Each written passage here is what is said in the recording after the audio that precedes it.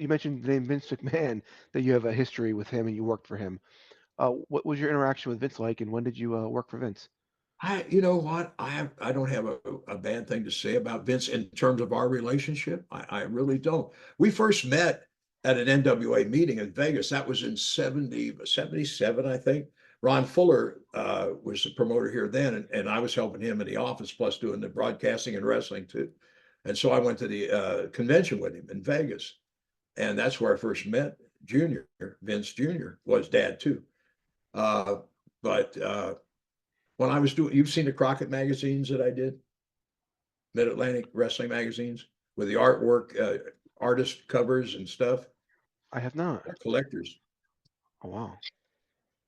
Hold on, I'm going to slip off camera here a minute.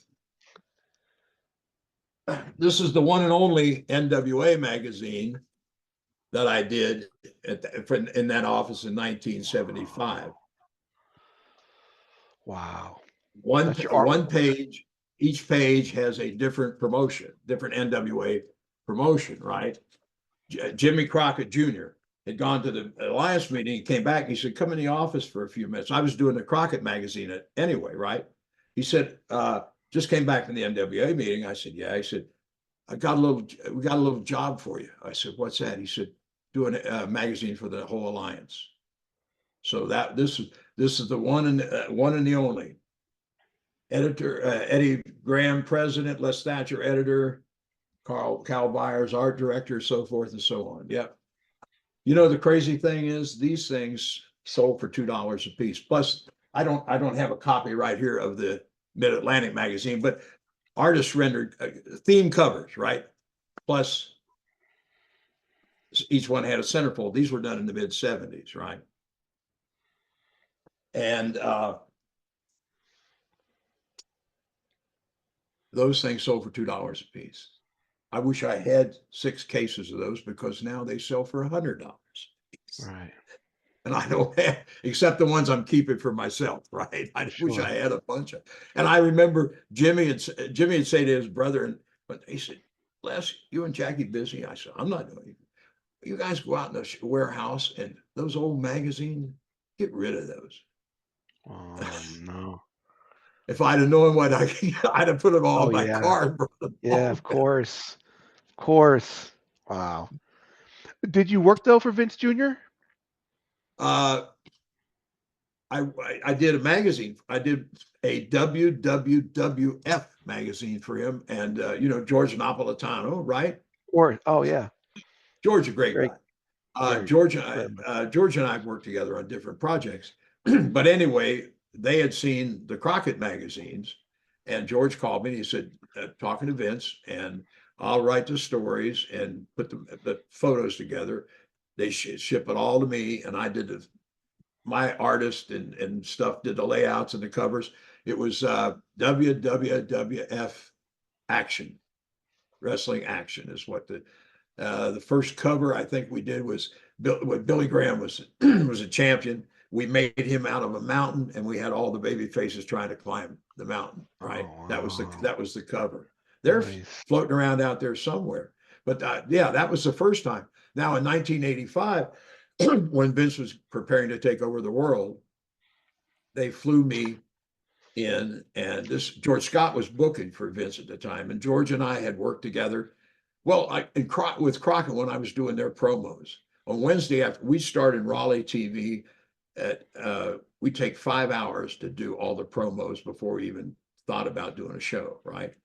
And so we cut 100, 125 promos every Wednesday.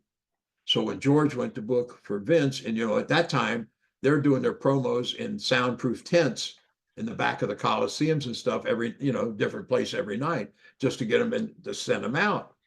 And George says, he called me. He says, "We want to fly you up here and see if you want to sit you down, like you to come to work with us." And they wanted to. I was going to be in charge of all the promos and put all that stuff together.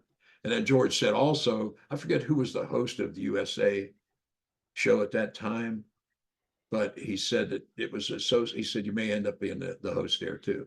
But the point is, I flew up. It was a great offer. I mean, the money was good. It was not only the money, but there was health insurance.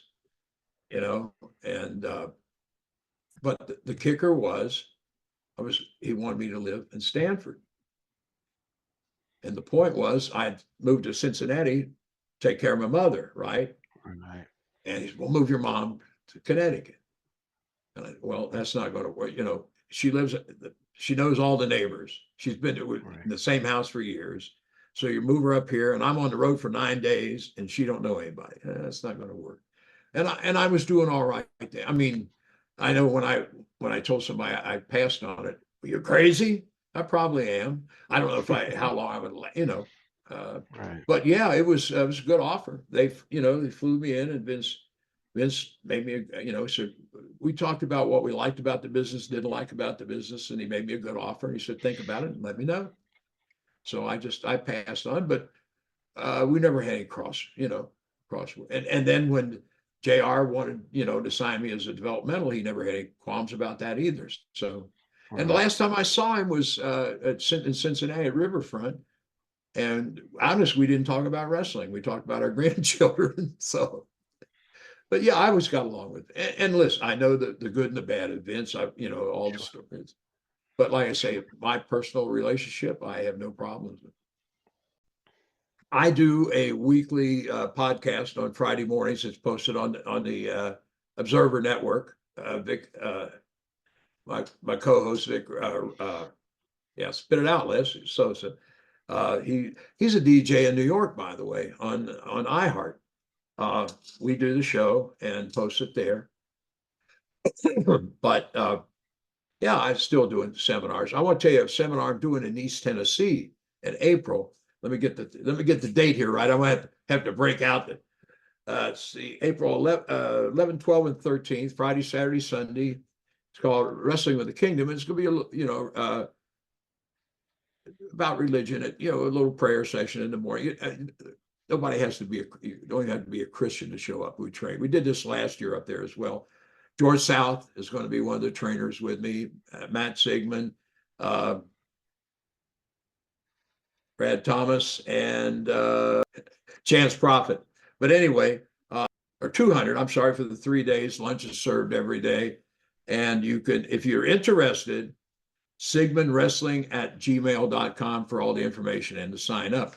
But what you and I are talking about is the Tragos Thez Hall of Fame in Waterloo, Iowa, the induction weekend, which is, again, I've got to go.